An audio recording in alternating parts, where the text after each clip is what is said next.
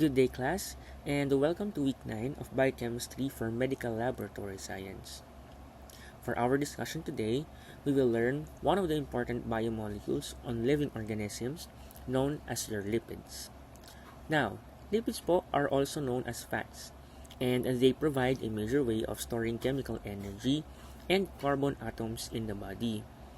Now, fats po are also present to surround and insulate vital body organs, and they provide also protection from mechanical shock, and also they prevent excessive loss of heat energy. Now again, lipids po are also known as fat, and in terms of its solubility po, so they are completely insoluble in water, no? Or only sparingly soluble. When we say sparingly soluble po, these are materials po which have lowered solubility. And in terms of its reaction naman po in nonpolar organic solvents like ether, benzene, and chloroform, they are all soluble in these organic solvents. Now, in terms of its structure class, it is composed mostly of carbon bonded to hydrogen, or what we call as your hydrocarbons. Okay, as we take a look po at the different structures of your lipids po, unlike carbohydrates po and most other classes of compounds po, lipids do not have common structural features, which serves po as the basis for defining such compounds. Now, this shows po the structural diversity that is associated with lipid molecules. Some are esters po, some are amides, and some are alcohols. Some are acyclic po, cyclic forms, and some are polycyclic. Now, the common thread po that ties all of the compounds together po is the solubility rather than the structure. Now, all are insoluble po in water. Okay, let's take a look now at the 5 categories of lipids based on their functions. These are your energy storage lipids, membrane lipids, emulsification lipids, messenger lipids, and protective coating lipids. Example of your energy storage lipids are your triacylglycerols. Now, for membrane lipids naman, examples of these are your phospholipids, sphingoglycolipids, and cholesterol. Your bile acids naman are the examples of emulsification lipids. Messenger lipids naman are your steroid hormones and eicosanoids. And lastly, protective coating naman po na lipids would be your biological waxes. Now, each one of them po will be tackled individually po later on our discussion. Now, the entry point po in a discussion of these 5 general types of lipids po is a consideration of molecules called fatty acids. Now, fatty acids po, these are the small biomolecules that makes up your lipids, no? So, fatty acids po are structural components of all the lipids that we will consider in this chapter. Now, except po for your cholesterol, bile acids, and steroid hormones, because all of these types of lipids po do not contain fatty acid structures. Okay, let's now take a look at what fatty acids are. Now, fatty acids po are naturally occurring monocarboxylic acid, meaning po that fatty acids are carboxylic acids with hydrocarbon side chains, and they are the simplest of all lipids with different classifications. Now, please take a note that fatty acids po are rarely found free in nature. They usually are combined to form more complex lipid molecules. Now, in the classification of fatty acids class, your fatty acids are classified po into 2 bases, no? So, your fatty acids po are classified in terms of size of chain and also presence of double bonds. Now, in the size of chain po, your fatty acids po are nearly always contain an even number of carbon atoms, and they have a carbon chain that is unbranched, no? So, wala po kayong makikita na mga odd number of carbon atoms in your fatty acids, no? And these classification of fatty acids usually are used to denote the number of carbons in the structure. So we can say that your fatty acids are long chain fatty acids when your fatty acids contains 12 to 26 carbon atoms, while your medium chain fatty acids naman, these are fatty acids that contain 8 to 10 carbon atoms. Now, for short chain fatty acids naman po, this contains naman for 4 to 6 carbon atoms. Now, on the basis naman po of the presence or absence of double bonds on the structure of your fatty acids.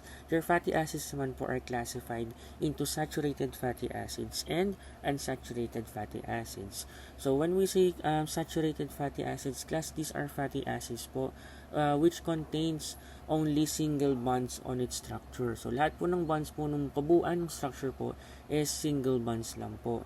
Now, when the structure naman po of your fatty acids contains one or more double bonds, ito naman po yung tinatawag na unsaturated fatty acids, no? And your unsaturated fatty acids is further classified into monounsaturated fatty acids and polyunsaturated fatty acids. Now, in your unsaturated po, dagdag lang po, your unsaturated fatty acids also can be classified in terms of the cis or trans configuration present on its double bonds. Now, in your monounsaturated fatty acids, these are unsaturated fatty acid class that contains only one double bond in its structure. Now, in biochemically important MUFAS, the configuration po is about the double bond is nearly always in cis configuration. Now, your polyunsaturated fatty acids naman class, it is the fatty acids po with a carbon chain in which 2 or more carbon-carbon double bonds are present. Now, tandaan nyo po, up to 6 double bonds lang ang pwedeng mahanap in your biochemically important polyunsaturated fatty acids. So, this would be the representation of a saturated fatty acid class. So, take note, no, see, on the structure of saturated fatty acids, it only contains single bonds on its structure. Now, typically po, the structural formula for a fatty acid po, usually they are written po in a more condensed form na, no, nowadays. So, than the preceding structural formula. So, dati po, ginagamit pa po yung pinakamahabang structural formula, no. Now, ngayon po, there are two alternative structural notations na used for fatty acids. You can either use the short numerical formula and you can also use the linear formula. So, mas madali pong maintindihan kapag ka naka-linear formula po. Usually, if you want to represent the structure of different fatty acids, no? Okay, for monounsaturated fatty acids naman po again, these are fatty acids po with carbon chains po, which yung isa pong carbon-carbon double bond is only present on the structure. Now, tandaan nyo po, your monounsaturated fatty acids, they usually po have presence of a cis configuration on its double bond po. So, usually kapag naka-cis double bond po ang isang carbon chain, it puts a rigid 30 degrees bend in the chain. So, nagkakaroon po ng bale yung original na straight chain ng fatty acids pagka may double bonds po. So, tandaan nyo, pag may double bonds again, on the structure of your fatty acids, nagkakaroon ng bend or bale on its structure. At syempre po, pag mas madami pong double bonds, mas madami po yung bend or bending dun sa structure. And tandaan nyo po again, typically, your monounsaturated fatty acids exist in cis configuration or cis configuration that puts a rigid 30-degree angle or bending on the chain. So, ang effect po ng isang monounsaturated fatty acid is that it decreases, no? It lowers the risk of developing a heart disease. So, yan po ang dietary effect or good dietary effect ng mga monounsaturated fatty acids. So, if you can see on the example here po, no, tingnan nyo po natin. So, ito po yung typical na linear formula ng isang octadecanoic acid na nandito po sa representation. So, as you can see, no, may double bond or isang double bond sa structure lang po yan. At malalaman natin kung cis configuration yung isang double bond kapag nakadenote niya na straight line or straight vertical line po siya in the linear structure of your fatty acids po. So, kapag ka naman po yung double bond, naka-diagonal po in positioning yan, no, it depicts naman the other configuration which is your trans configuration. Now, for your polyunsaturated fatty acids naman po, again, these are fatty acids naman that contains double bond on its structure but it contains 2 or more carbon-carbon double bonds present on its structure. So, yung mga biochemically important PUFAs daw po, it can only contain up to 6 double bonds on its structure. So, the dietary effect of polyunsaturated are mixed, no? Is mixed. So, it can either be good or bad effect, no? So, mamaya malalaman po natin what are the good and bad effects of polyunsaturated fatty acids in our body. Okay, let's now take a look at this part of our discussion. No? So, this pertains naman po to the system that makes us po easily understand and see how many carbon atoms and how many carbon double bonds are present on the structure of our fatty acids. So, yung system na to, tinatawag po ito na numerical based shorthand system, which exists po to specify the key structural parameters for fatty acids. No? So, in this numerical based shorthand system, we use a colon to separate the notions of the number of carbon atoms present and the number of double bonds present on the structure. Okay? So, let us take a look at the different examples to better understand this concept. No? So, for example, may tinatawag po tayong 18-0 na numerical-based shorthand system ng isang fatty acid. So, ang fatty acid na ito, no, ilan kaya ang kanyang carbon atom? So, ibig sabihin po, on this example, yung ating fatty acids po has 18 carbon atoms. While on the other hand, on the right side of the colon, it depicts naman it notes or denotes us kung ilan ang double bonds on the structure. So, pag sinabing 18-0, ibig sabihin 0, wala pong double bond structure. So, these fatty acids which contains 18 carbons and 0 double bonds is a type of saturated fatty acid. No? Kaya siya kasi nga 18 carbons and then 0 na double bonds. While on this next example naman, 18-2, ibig sabihin 18 carbons and then 2 double bonds on the structure. So, this fatty acid naman is called a polyunsaturated fatty acid. No? And for 18-3 naman, vice versa, it has 3 carbon double bonds on the structure.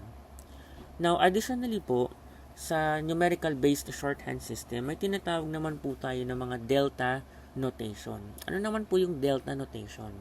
Now, delta notation naman, nangyayari po ito sa mga polyunsaturated fatty acids. So, this tells us kung ano yung mga positions or specific positions ng mga double bonds on the structure. For example, let's say we have a carbon with a delta notation 9, 12, 15. Again, nangyayari lang po ito sa mga polyunsaturated fatty acids. No? So, ibig sabihin, pag sinabing delta 9, 12, 15, it has double bonds on the 9th, 12th, and 15th carbon on the structure of the fatty acids. So, yun lang naman po ang sinasabi ng delta notation. It denotes as what positions in the structure has double bonds po. Okay? So, ibig sabihin, yung delta 9, 12, 15 is a polyunsaturated fatty acids that has 3 bonds on its structure. Kasi nga, sa 9, 12, and 15 lang po yung may double bonds. Ibig sabihin po, understandably, siya po ay may 3 double bonds. Okay? Okay. So, another type naman or classification of your fatty acids po is in terms of their family. So, ano po ba yon?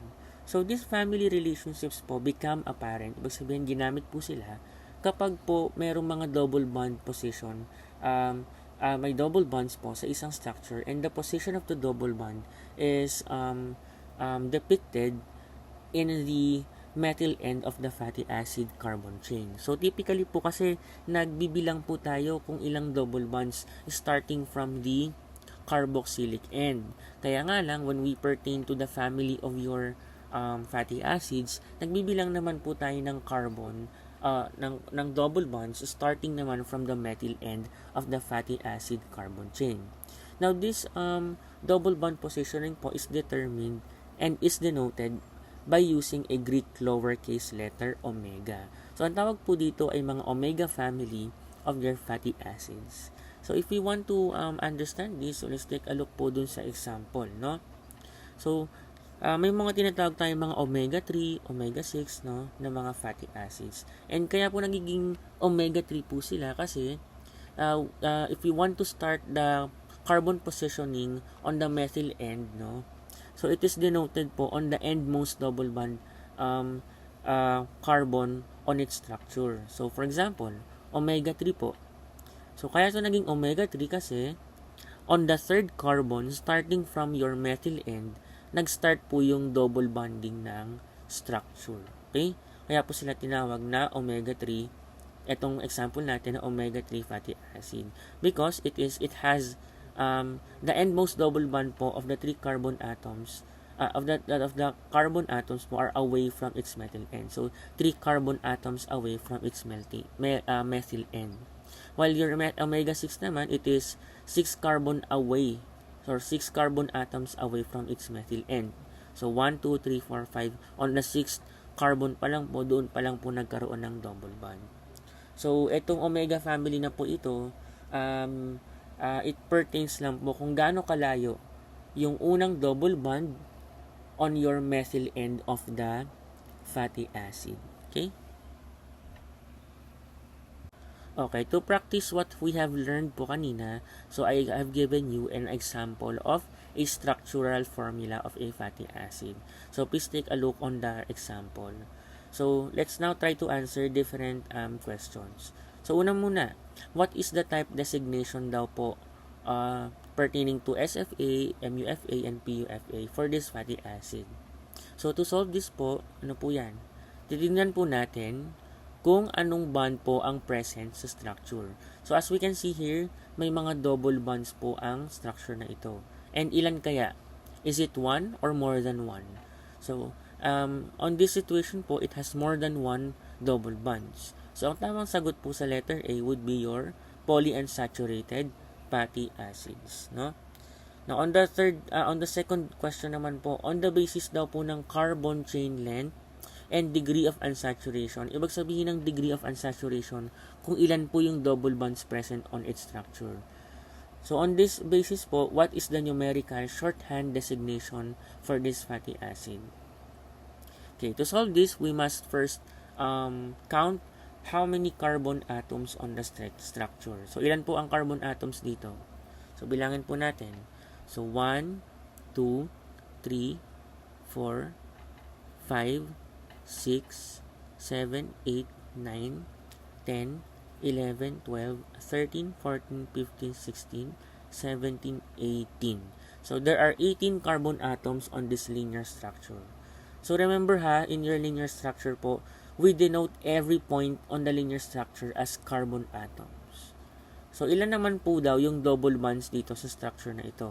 So as we can see here, evidently, dalawa po yung double bonds niya. So, ang numerical shorthand designation for this fatty acid is 18, 2. No? 18 carbons and then 2 double bonds po. So, on the third question naman, ano lang pong omega family ang fatty acid na to? So, on determining again omega family po of a fatty acid, hindi po tayo nag-i-start sa carboxylic end, kundi sa methyl end po nung fatty acid. So, as we start counting the carbon atoms from the methyl end, let's do this. 1, 2, 3, 4, 5, 6. So, sa 6th carbon pa lang po, nagkaroon ng double bonds. So, ibig sabihin, this structure po of fatty acid belongs to the omega-6 family fatty acid. Okay?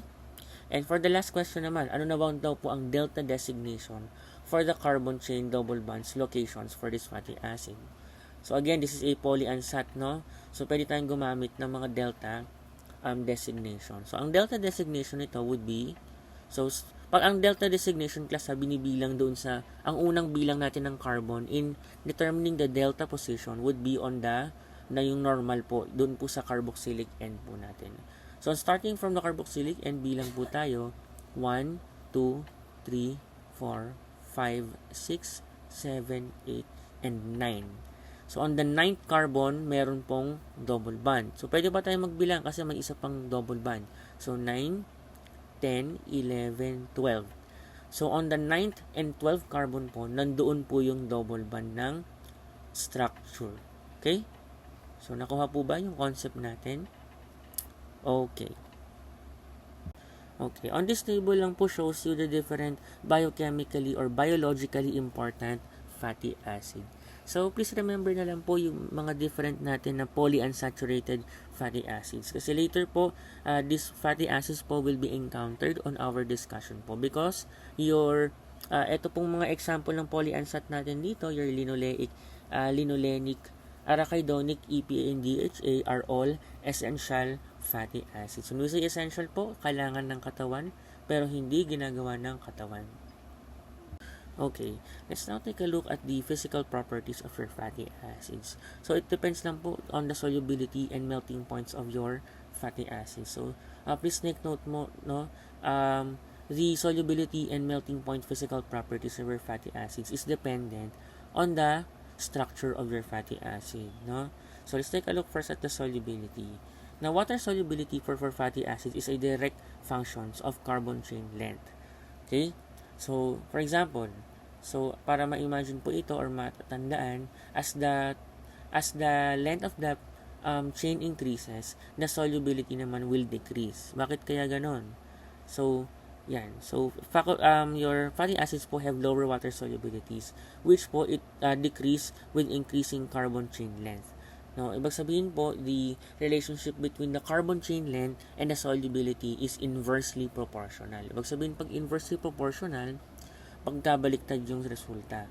So, kapag hinabaan nyo po yung carbon chain length, bababa naman ang solubility kasi mas madami na pong hydrocarbons na nasa structure. Diba tandaan nyo po, your hydrocarbons po are hydrophobic in nature, takot sa tubig. So, kapag hinabaan nyo pa po yung chains ng hydrocarbons, nagiging mas insoluble sa tubig yung fatty acids. Okay?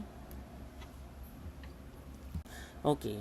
Let's now take a look to the another physical property of your fatty acids in terms of melting point. So, the melting point daw po ng isang fatty acids are strongly influenced by what? By both carbon chain length and the degree of unsaturation. Okay? So, dito po, when we pertain to the carbon chain length, now as the carbon chain length increases, no, the melting point naman also increases. So, directly proportional ang relationship ng carbon chain length and melting point. So, while on the degree of unsaturation naman, ibig sabihin kung gaano kadaming double bonds, baliktad naman po ito. As you increase the degree of unsaturation, you lower naman the melting point. No? Kasi tingnan nyo po ang structure ng isang unsaturated fatty acid. Pag sinabing unsaturated, may double bonds. So, tandaan nyo po pag may double bonds sa structure ng fatty acid, it will bend the structure, no, specifically.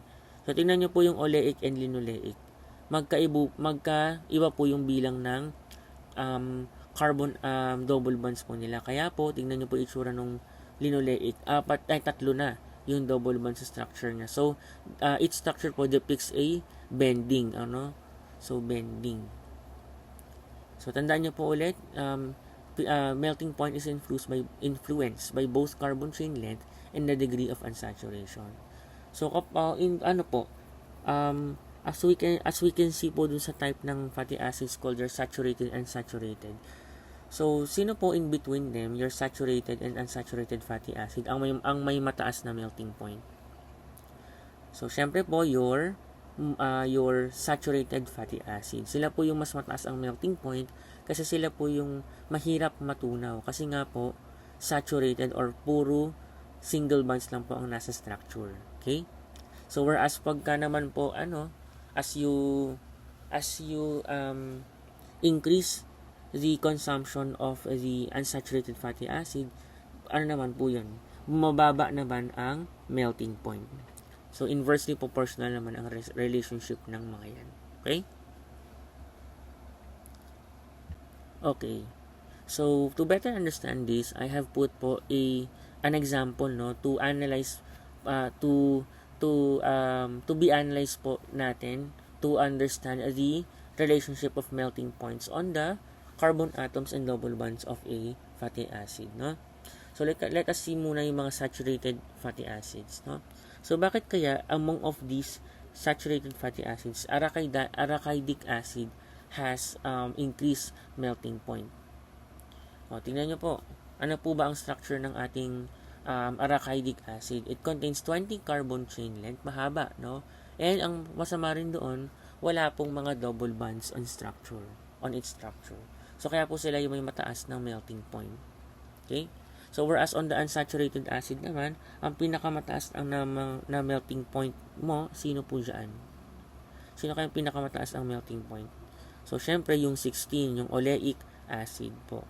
So, tingnan nyo po yung kanyang carbons. So, 18 yung carbon niya, it is a long chain of fatty acid at ano po ito? Yung 1. So, yung 1 po, it depicts po kung anong double bonds niya. So, in this oleic acid, isa lang ang double bonds niya. Kaya, mas lower pa rin yung kanyang melting point compared to your fats naman. Okay.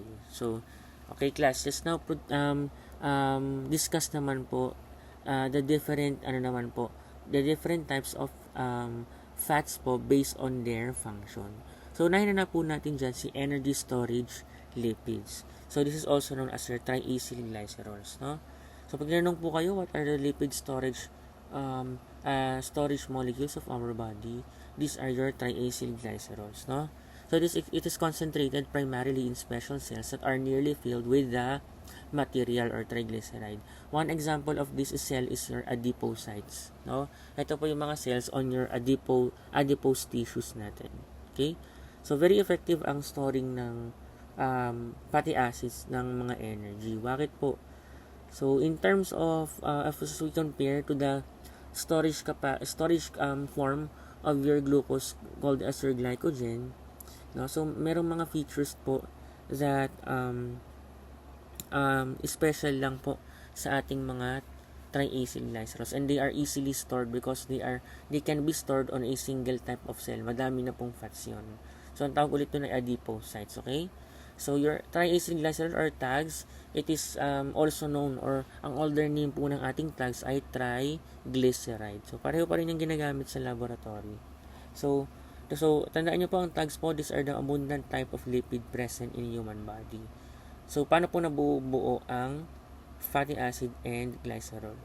Ito siya, esterification po. So, it is formed by esterification of 3 fatty acids to a glycerol molecule. So, ito po yung itsura nila, no? So, nasa ng ano dyan? Ang R group. So, ang R group naman nasa dulo. So, ano nang tawag naman doon sa bond between ng fatty acid mo tsaka glycerol? Ano kayang tawag doon? So, ang tawag naman po doon would be your ester. Narinig na po ba si ester? It is under the carboxylic acid derivatives. So, your ester linkage is composed of what? So, it is composed of the backbone, the acid, esterified by your alcohol. Okay?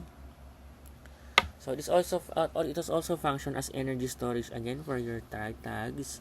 And when efficient, or much efficient din siya kay glycogen in storing, no? So, yan. Pinakamaganda po ang triacylglycerols, no?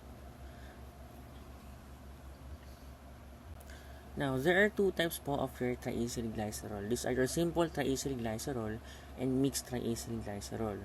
So, pag sinabi natin simple triacylglycerol, these are triesters, no? They are triesters with three identical fatty acid molecules or structure. When we say mixed naman po, so ito lang po yung mga triacylglycerols that have more than one kind of fatty acid molecules. Okay? And naturally po, ang mga simple triacylglycerols are rare to be found, no? Or to be found. So, rare po silang makita sa nature. So, typically, and specifically, sa loob ng katawan ng human, no? Usually, mga mixed triacylglycerol po ang kumikilos sa katawan natin.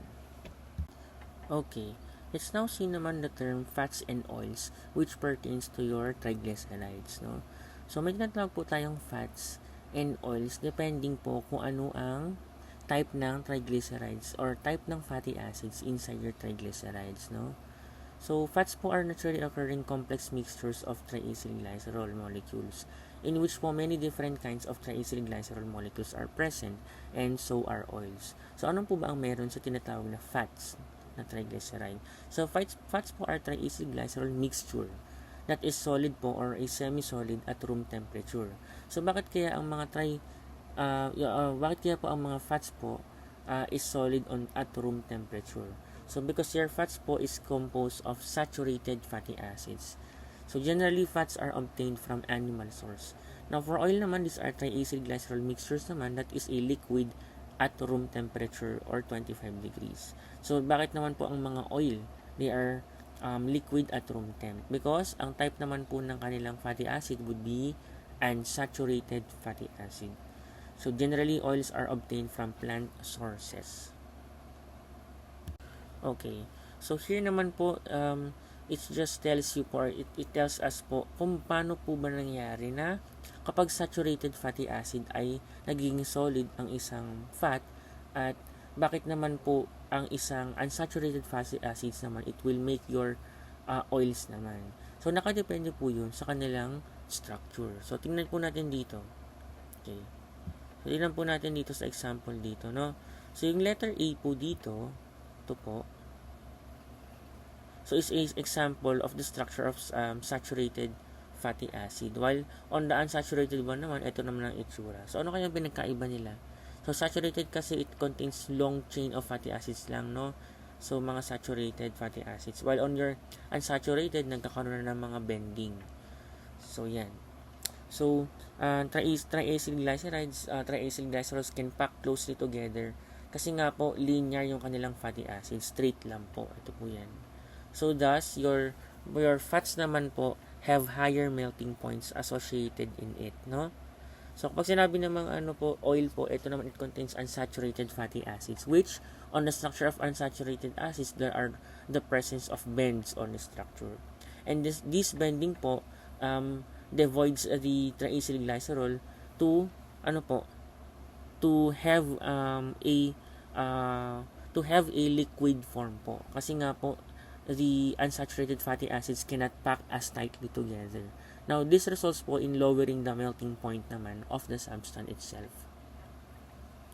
So, on your oil class, no, tandaan nyo, majority of the oils comes from plants, but they can also comes from your fishes. Kaya nga tayo meron tinatawag ng mga fish oils.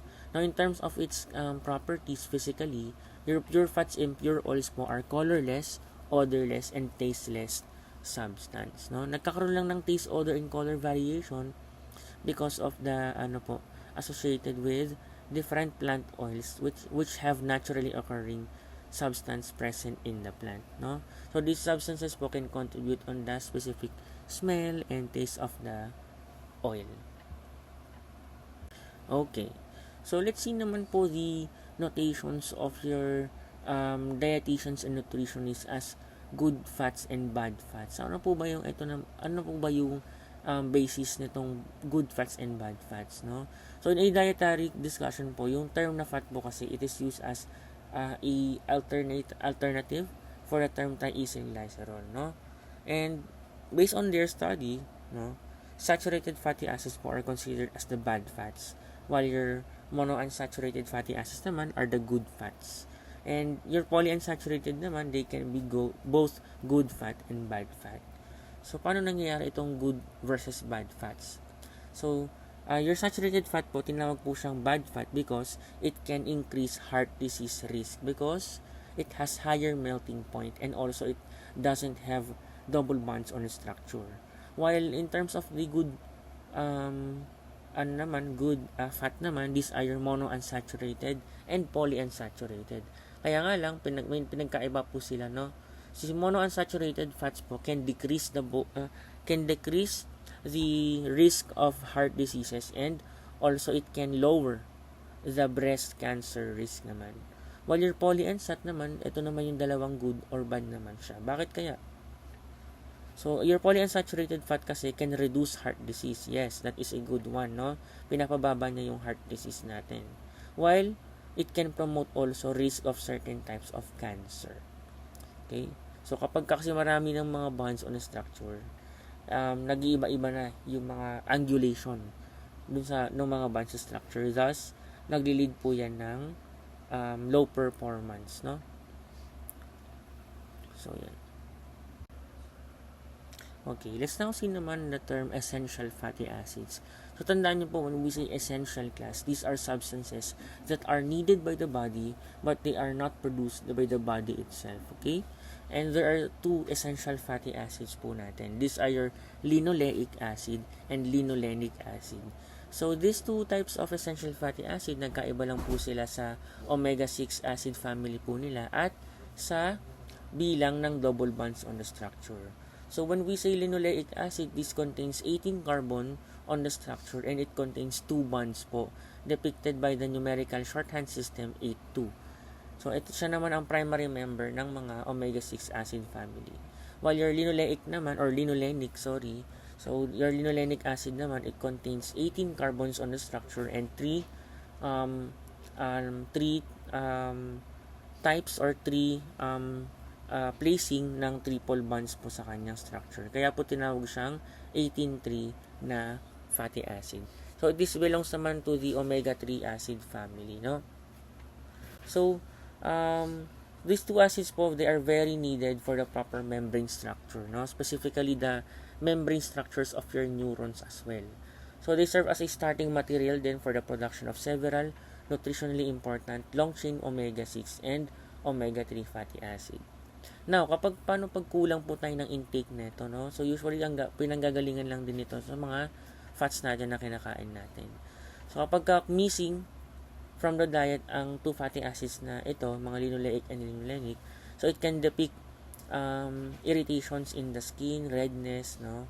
So, and also infection and dehydration. Thus, and also the liver may develop abnormalities. Thus, for the fatty acids that are restored, no, and then conditions reverse themselves. So, kapag naman po kumain ulit kayo ng taba rich in these 2 types of molecules, yung condition naman ng pasyente, nagre-reverse naman agad. Okay? Okay, let's now see naman the importance of linoleic and linolenic acid in our body. So, last time po, diba, your linoleic and linolenic acid are essential fatty acids. And these fatty acids po are starting materials for the 2 important substances called your eicosanoids and your EPA and DHA. Now, for linoleic acid po, it is the precursor material for arachidonic acid. Okay? So, when we say precursor material, this is the major starting material, no? Now, for your arachidonic acid naman, it is synthesized and converted naman to produce naman your eicosanoids, no? And eicosanoids po are substances that help regulate blood pressure, okay? And also, they help on blood clotting and several other important body functions. Now, for linolenic acid naman, this is the precursor material of your EPA, which is then converted into DHA po. EPA po stands for eicosapentaenoic acid and DHA po naman is your docosahexaenoic acid. They are important constituents class of the communication membranes of the brain, no? And they are necessary for normal brain development. Also, EPA and DHA po are also active in the retina of the eye itself, no? So, kaya very important itong mga essential fatty acids natin because they make up or they are the starting materials for eicosanoids and DHA. Okay, let's now proceed naman po on discussing the 4 important chemical reactions that happens in your triglycerides, no? So when we say triglycerides, again, these are your triacylglycerols. So these 4 important triglyceride reactions are your hydrolysis, saponification, hydrogenation, and oxidation process. So each one of them we will tackle po on the succeeding slides. Okay, let's now first discuss the hydrolysis process, no? Now, yung hydrolysis daw po ng triglycerides, it is the reverse reaction of your esterification reaction. So, last time po, no? So, the combination of an alcohol and the monocarboxylic acid of the fatty acid, when it is combined together, it will form ester linkages or ester functional groups, no? So, kapag po hydrolysis kasi, lalagyan lang po natin ng tubig ulit yung mga ester linkages na yan. So, mabe-breakdown na po sila ulit into separate molecules. Ang tawag po doon ay hydrolysis. That's why sinabi po niya dito that hydrolysis po is a reverse reaction of esterification reaction. Now, your hydrolysis, if gagawin po natin ito sa laboratory setting, hydrolysis po requires the presence of an acid or base, no? In acidic conditions po, class, tandaan nyo, hydrolysis of the triglycerides po will form glycerol and fatty acids. While in your basic conditions naman, hydrolysis of the triglycerides po will produce po glycerol and fatty acid salts naman. Okay, basta tandaan nyo, pag nag-add ka ng basic solutions, it will produce salts in return. Okay? Now, in the human body, the triglyceride hydrolysis po, nangyayari po yan as a part of our digestion process. So, ang hydrolysis po, nangyayari agad yan on the initial organ natin that is involved in digestion, which is your mouth, no? So, sa mouth pa lang po, meron ang nangyayari na hydrolysis by the action of the enzymes hydrolases, no? And specifically, what type of hydrolases that will act upon in the digestion of your fats? These are your lipases, no? So, meron din naman pong mga hydrolysis reactions happening po on small intestine and on the parts of your malapit sa pancreas, no? That's why pagka nasa mga small intestine na po yung food natin, si pancreas na po ang bahala na mag-secrete naman ng mga enzymes to help hydrolyze your triglycerides into smaller and smaller molecules, no? So these enzymes po cause the triacylglycerol or triglycerides to be hydrolyzed in a stepwise fashion. Okay, let's now proceed now to the two types of hydrolysis. So madali lang po ito itindihin. These are your complete hydrolysis and partial hydrolysis. Now when we say complete hydrolysis po, the three fatty acids that is on your triacylglycerol will be hydrolyzed, no, to form individual fatty acids in one glycerol backbone. When we say partial naman, ito naman po yung pagtanggal ng one or more residues pero may natitira pa rin po na isang fatty acid, no? Complete and partial hydrolysis. Okay, let's now discuss now the next reaction. This is your saponification reaction. Now, saponification reaction po, or the saponification process actually came po from the Latin word sapo, which means soap. So, ito po yung ginagawa dati on ancient times to produce soap, no? By what? No? Kumukuha po sila ng mga animal fats and they will add basic solutions on animal fats to produce fatty acid salts, no? So your saponification reaction po is carried out in an alkaline or basic solution. Okay? So what is the first step on this process? Now the first step po in this process is that, as you can see here po, so the first step would be the hydrolysis of ester linkages to produce glycerol po and 3 fatty acid molecules. Now, on the second step naman, it involves a reaction between the fatty acid molecules and the base. Usually po, mga weak base po yan, mga sodium hydroxide in the alkaline solution. Now, this is an acid-base reaction wherein it produces water plus salts, no? So, tandaan nyo, pagka-acid-base reactions, it will produce water and salts in return. Okay? So, this will be your saponification process. Okay. Let's now proceed now to the next reaction. This is your hydrogenation. So, pagka tinignan po natin yung pangalan niya, no, hydrogenation, this is a process po that adds hydrogen atoms in the structure of your fatty acid. So, it involves hydrogen addition across carbon-carbon multiple bonds. So, ginagawa po natin yung addition of hydrogen atoms to produce single bonds in return. Ayun, no? Ayun po yun, no? Sabi niya po dito, this hydrogenation process increases the degree of saturation. Pag sabihin kung gaano ka dami yung double bonds on the structure. Diba? As we remember, addition reactions will produce single bonds in return. While on the other hand, removal of items or removal of substance po or elimination reaction per se will produce naman double bonds in return. So, anong daw type ng reaction ang hydrogenation? So, hydrogenation po is a type of an addition reaction, no? So, hydrogenation po increases the melting point of the substance. Why? Because, di ba, natatandaan po natin, pagka po maraming single bonds, no, mas mataas yung melting point in case of saturated fatty acids, no? So, hydrogenation reaction po will produce it will produce saturated fatty acids from your unsaturated fatty acids. Okay?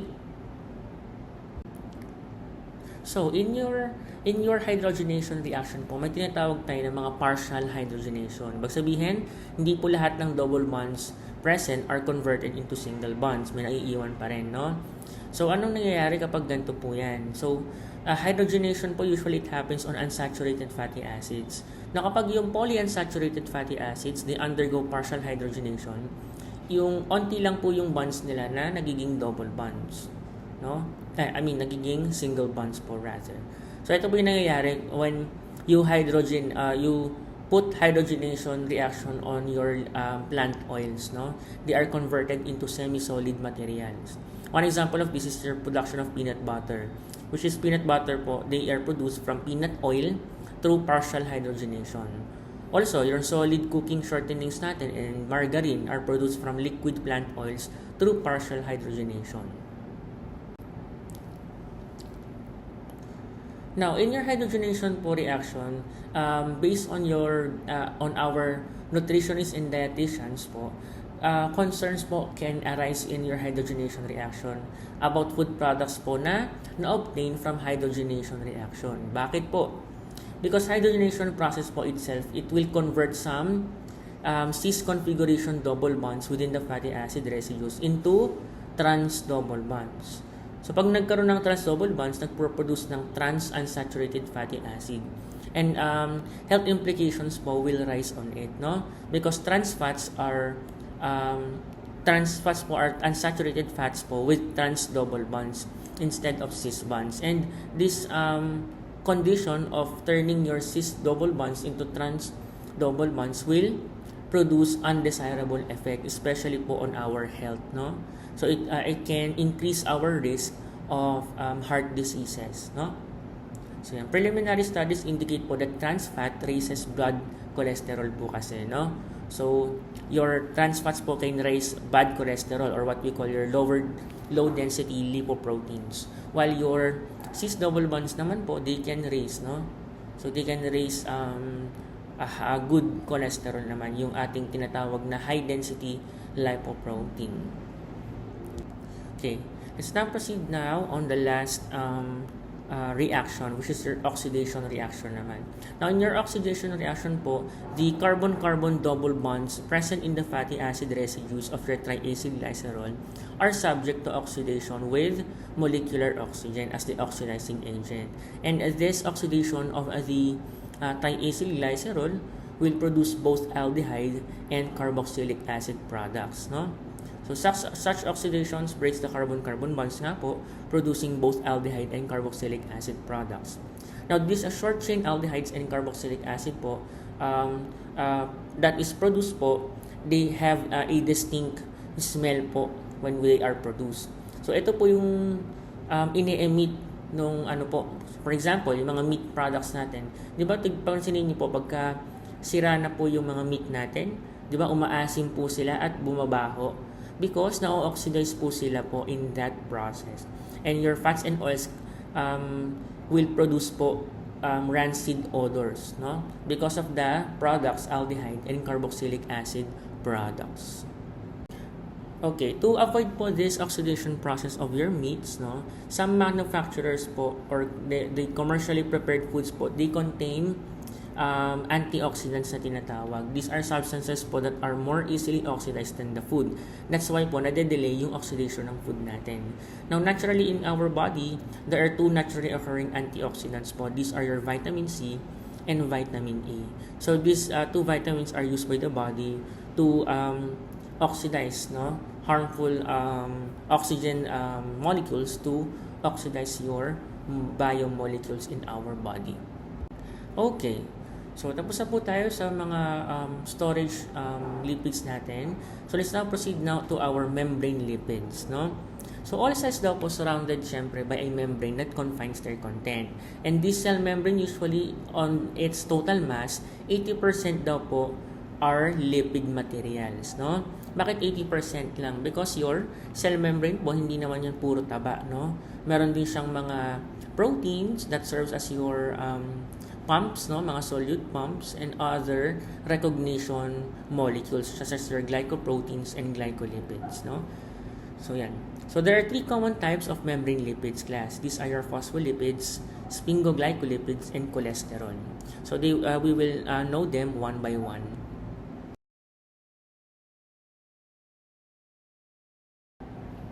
Okay, let us now first discuss the most abundant type of membrane lipids. These are your phospholipids. Now, ang phospholipid, no, tandaan nyo po, it is a lipid molecule that contains one or more fatty acids and a phosphate group. And a platform molecule po to which yung fatty acid po and the phosphate group are attached into. And an alcohol po that is attached to the phosphate group. So, for us to imagine po, you take a look at the lower left of our slide, it will depict po yung typical na laman ng isang phospholipids, no?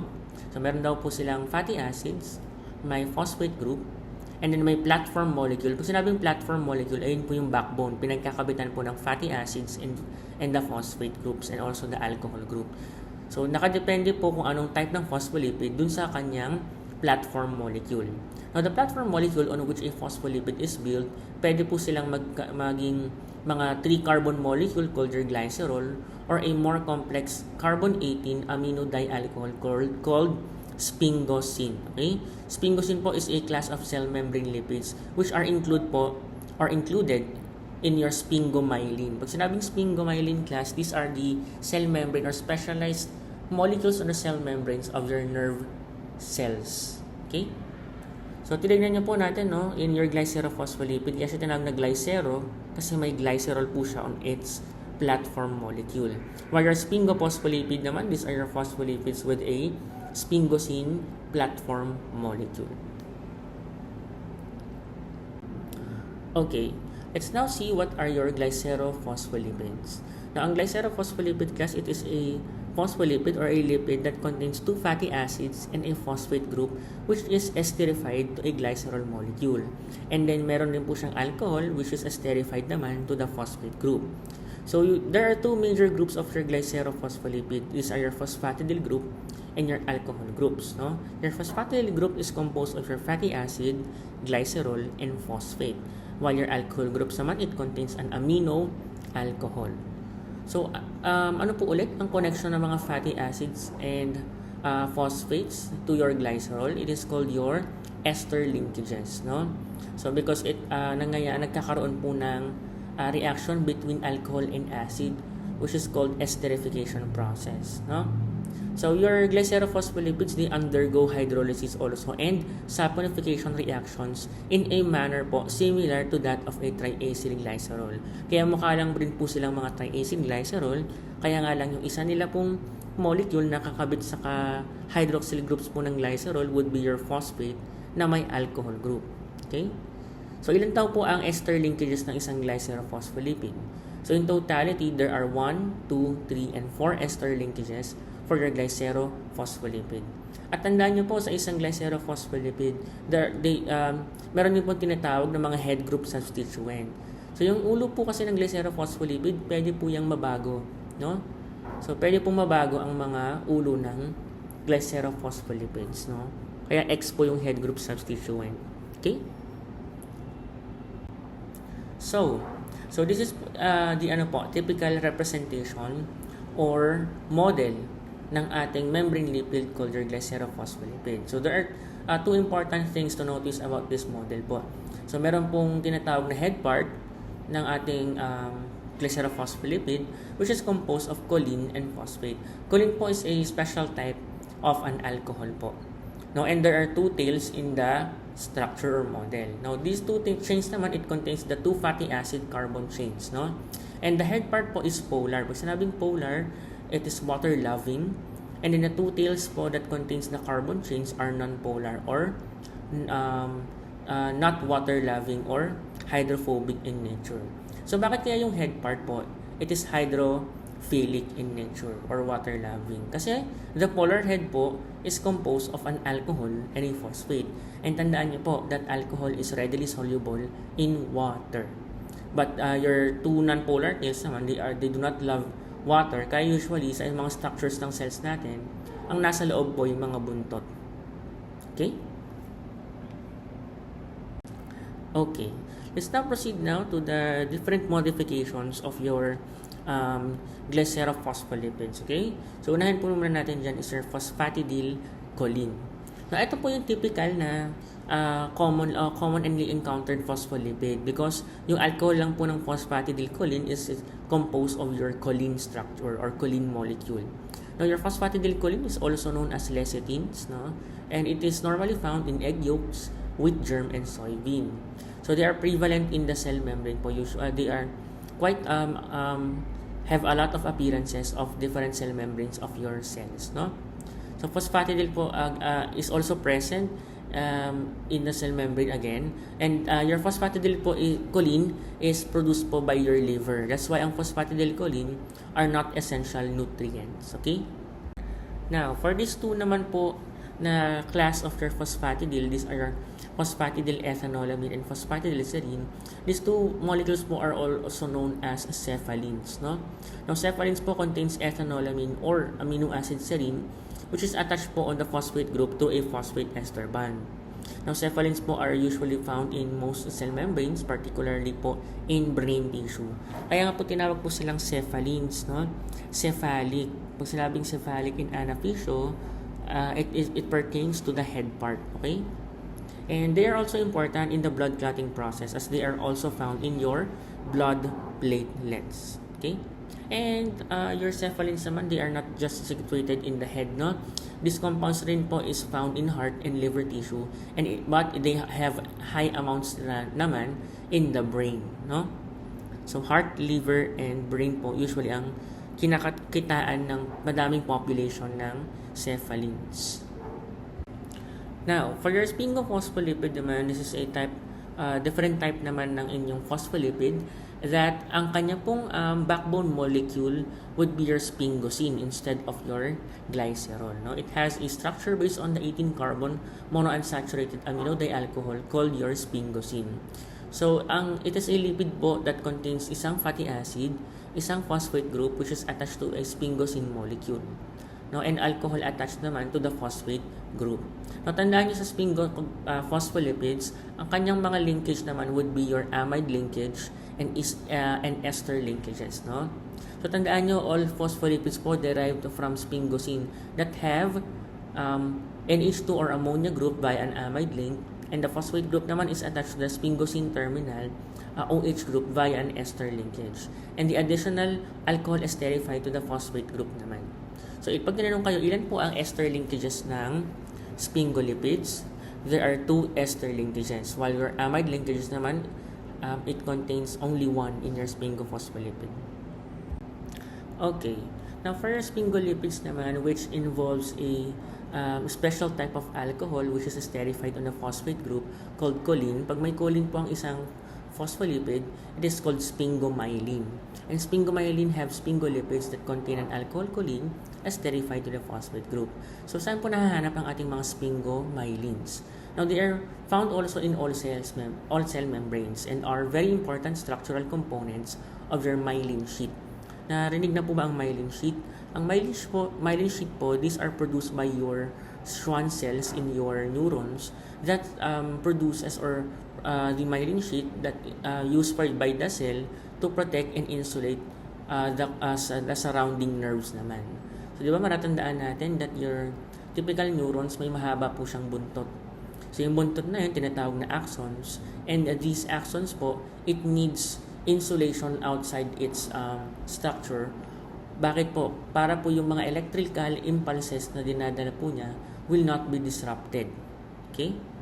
So, yan po ang ating sphingophospholipid. May choline na alcohol, pero typical lang po yung laman po na iba niyang configuration ng laman po niya. Okay? Now, for your sphingoglycolipids naman, this is a type of sphingolipids rin po. No? Pero, imbis na phosphate and alcohol group ang nakakabit sa kanya, it contains monosaccharide or oligosaccharide structures, which produces an glycosidic linkage po between sphingosine and the sugar itself. So, ano na po ang bond between your sphingoglycolipids? These are your amide bond and glycosidic bonds, no? So yan, they are also present in the myelin sheath of nerves. That's why dalawa po ang type ng sphingoglycolipids depending kung ano yung binibigyan ng function niya na type ng cell ng brain, kung nasa ang location. So kapag po on the head part, ang tawag po dun sa sphingoglycolipids that involves its use in nerves po in your brain, it is termed as cerebroside. While your ganglioside naman, these are terminology that pertains to nerve cells that contains sphingoglycolipids, which is placed on your spine po, your ganglioside. So tandaan nyo, ang cerebroside po, this is the simplest sphingoglycolipids. Okay? So yan. Okay. Let's now proceed to the another type of membrane lipids known as your cholesterol.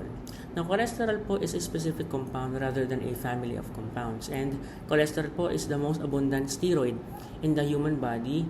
And pag sinabi pong steroid, it is composed of a 4-ring structure. Okay? Now, structurally, your cholesterol differs from your lipids.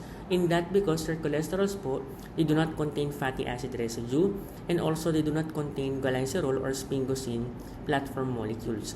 Ang meron po sa kanila is a 4-ring structure known as your steroid molecule. So your cholesterol serves as precursor molecules from several molecules such as your bile acids, hormones, and vitamin D. They are also found on your cell membranes, no?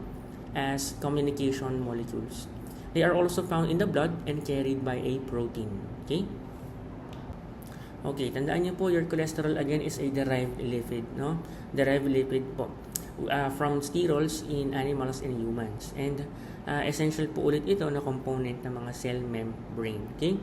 Most of the cholesterol in your body or in our body is synthesized by the liver. And ang increased dietary intake ng cholesterol po will increase the synthesis in the body, thus leads to coronary heart disease. So that's why po moderately rin dapat ang pagkain natin ng mga foods rich in cholesterol. Kasi nga po, normally po, gumagawa na po ng cholesterol ang liver natin. So para po mabawasan yung level of cholesterol in the blood, unsaturated fats helps in reducing the level of cholesterol in the blood. Okay? So ito naman po na yung basis po ng tinatawag na LDL or HDL or called your bad cholesterol and good cholesterol.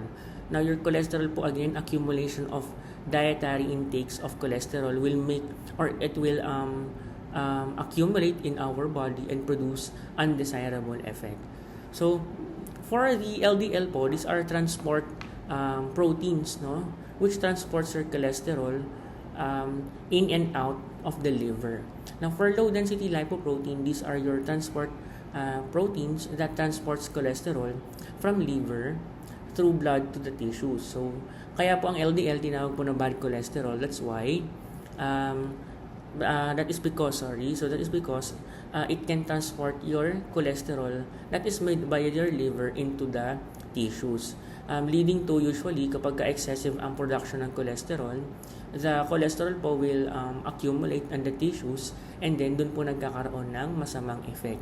While your high density lipoprotein naman is our transport proteins which transports cholesterol naman from blood to the liver where it is metabolized further. Kaya naging good naman ang high density lipoprotein kasi siya naman yung nagpapabalik ng mga excess cholesterol coming from your tissues papunta ulit sa liver. And then pag napunta sa liver, i-resynthesize and i-breakdown po ulit ito ng ating liver. Kaya good naman ang cholesterol. Ay good naman po na cholesterol si high density lipoprotein. Yan. So there are relative functions po talaga ang mga LDL and HDL natin when it comes to cholesterol. So pag mataas po ang LDL ninyo, mataas din po ang cholesterol sa tissues, it will pose a high risk of heart attacks. While for your HDL naman, it will lower the cholesterol in your tissues, thus leading naman on lower risk of heart attack. So that is the health implication of the levels of high density and low density lipoprotein in our body. Okay, let's now proceed now to the modified din po na mga sterols natin called or modified cholesterol rather, called your bile acids. Now, your bile acids naman, it is a derivative of cholesterol that functions as an emulsifier. Ano po ba pag sinabing emulsifier, class? Now, pag sinabing emulsifier po, These are substances that can disperse and stabilize water-insoluble substances just like your fats as colloidal particles in an aqueous solution. So, ang ating bile acids po, it is a cholesterol derivative nga po. It is produced by your liver, no? And then it is situated in your bile fluids or bile na tinatawag, no? Yung bile po natin, it is produced by your liver and stored in your gallbladder, no? So, i-release lang ito kapag po nagkakaroon ng digestion and absorption sa small intestine. And yung bile natin, it again is composed of bile acids po and bile salts. No? Where bile acids po are polar derivatives of cholesterol. So, pag sinabing polar derivatives, they are can readily mix or they can be mixed by water to act as a detergent in the intestine, which they can emulsify your dietary fats to make them more accessible to digestive lipases. So, pag sinabing lipases po, ito yung mga enzyme in the body that is used to break down fats in food so they can be absorbed in the intestine. So, ang lipase po natin, there are 3 types of lipase based on the location on the digestive tract, no? Pag ang lipase po nasa pancreas, ang tawag po dyan ay pancreatic lipase. So, meron tayong tinatawag rin ng mga salivary lipase, which is in your mouth, and in the stomach naman, meron tayong mga tinatawag ng mga gastric lipase. Okay, let's now proceed now on the different messenger lipids naman. So, tandaan niyo po yung mga messenger lipids natin, they are steroid hormones in its structure. So, pag sinabing hormones po, class, these are biochemical substance which is produced by a ductless gland that has messenger function. No, ginagawa po ito ng mga ductless gland para mas mabilis po na ma-relay yung kanilang mga messages from the gland to the organs po. So, hormones serves as a means of communication between various tissues. Tandaan niyo po yung mga hormones natin, they are not all lipids, no? They contain what we call steroid molecules, no? So, yung mga messenger lipids naman po, tandaan niyo, they can be also made by your cholesterol, no? Nalaman po natin na that your cholesterol is a precursor molecule for your hormones. So, yan. So, steroid hormones po are cholesterol derivatives. And there are 2 types of cholesterol-derived hormones. These are your sex hormones and adrenocorticoid hormones. Examples of sex hormones are your estrogen and androgen. While your adrenocorticoid hormones naman is subdivided into 2. This is called mineralocorticoid and glucocorticoid. No?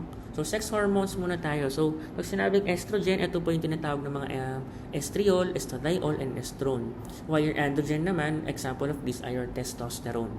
For adrenocorticoid hormone, so ang adrenocorticoid hormone hinahati ulit sa mineralocorticoid, which is also known as aldosterone, and glucocorticoid naman, which is also known as cortisol. So, anong function ng adrenocorticoids natin? So, they function as for glucose monitoring po and counteraction of inflammation. For sex hormones naman, ito naman yung development ng male and female characteristics. Okay. So, these are just examples of natural and synthetic steroids natin or hormones, no? Our natural hormones, example of these are your estradiol, testosterone, and progesterone. So, ang testosterone po, this is the primary androgen hormone po natin, which is responsible for secondary male characteristics, while your estradiol naman is the primary estrogen, responsible naman for secondary female characteristic. Ang progesterone naman, ito yung mga progestins natin, which prepares the uterus of the female individuals for pregnancy. Now, meron din tayong mga synthetic steroids class, no? Like your norethindrel, a synthetic progestin, your mifepristone, and your methandrostenolone. Now, methandrostenolone, okay? So, yung ating mga synthetic progestins class, they are usually prevents ovulation. So, ginagamit siya to prevent ovulation or false state of pregnancy. So, they are used for oral contraceptives. Also, your mifepristone naman po, they are synthetic abortion drugs naman. And for methandrostenolone, ito naman yung ginagamit ng mga athletes, no? Ito yung mga tinatawag ng mga illegal steroid drugs, no, which build up their muscle strength and enhance endurance, no? Binagbawal na po ito ng mga sa mga sports natin, no, yung mga sa mga atleta natin, yung synthetic tissue building steroid called your methandrostenolone. So these are your natural hormones naman of your adenocorticoid hormones. These are your aldosterone and cortisol. So meron din tayong mga synthetic steroids naman na tinatawag na galing from your or derived from your mineralo and glucocorticoids. These are your cortisones and prednisolone. So ito naman ginagamit for its anti-inflammatory effects, no? So kung maririnig po nito yung mga cortisol, yan, or cortisone or prednisolone na nire-reseta ng mga doktor, these are special type of anti-inflammatory drugs beside on your NSAIDs, no, or your non-steroidal anti-inflammatory drugs. Ito naman yung tinatawag ng mga steroidal inflammatory drugs. These are your cortisone and prednisolone. Okay, let's now proceed now on knowing your icosanoid, no? So, ang icosanoid po, narinig na natin siya. Your icosanoids are products of linoleic acid, okay? This is an oxygenated carbon-20 fatty acid derivative that functions as a messenger lipid. So, marami pong physiological effects ang icosanoids sa katawan, no? They are involved in inflammatory response, tissue damage. They are involved also in production of pain and fever, regulation of blood pressure, induction of blood clotting, control of reproductive functions, and also regulation of sleep-awake cycle. Okay, there are different types of your icosanoids. These are your prostaglandin, thromboxanes, and leukotrienes. Now, your prostaglandin, they are involved in many regulation functions, including raising of the body temperature, secretion of inhibiting the secretion of gastric juices. They also produce for the production of mucous layer, and relaxation of smooth muscle, and also directing water and electrolyte balance, and intensifying pain and enhancing inflammation response. Now, for your thromboxanes and leukotrienes naman, no, for your thromboxane, they are important factors naman during blood coagulation, and they are produced po by blood platelets to promote platelet aggregation. So, ito po, they are involved po in the coagulation cascade na tinatawag. For your leukotrienes naman, they are produced by your leukocytes or white blood cells to produce or to function in inflammatory and hypersensitivity response, no? Kasi sabing hypersensitivity, ito yung mga allergic responses po natin. So, ito yung naturally ginagawa rin po natin ng katawan po natin ito to tell the whole system na allergic ka doon sa isang substance na yun. Yan tinatawag na hypersensitive reaction. And in this process, leukotrienes plays a vital role, which is produced by your leukocytes.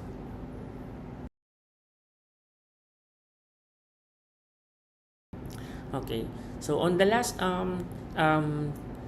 type of your lipids based on function, these are your protective coating naman, your biological wax. So tandaan niyo po, biological wax po are a set of two functional groups, your long-chain fatty acids and long-chain alcohols, no, which is combined together to form your biological wax, no. So it is a lipid that is a monoester of a long-chain fatty acid and long-chain of alcohol.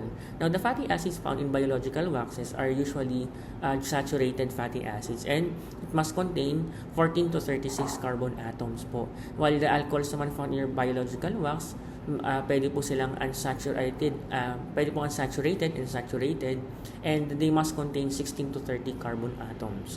Now, in the living organisms po, biological waxes have numerous functions class, no? All of which are related directly or indirectly to their water repellent properties. So these are the functions of your wax, no? So in some microorganisms, they are the storage fuels for your microorganisms. Sa mga human naman po, they serve as in on animals as well. They protect skin and hair po, no? And they prevent excess water evaporation naman in plants. They are also components against the protection of your parasitic invasion, and also they have applications naman in the industries such as your pharmaceuticals, cosmetics, and polishing industry. So that concludes our discussion in your lipids. So thank you for listening.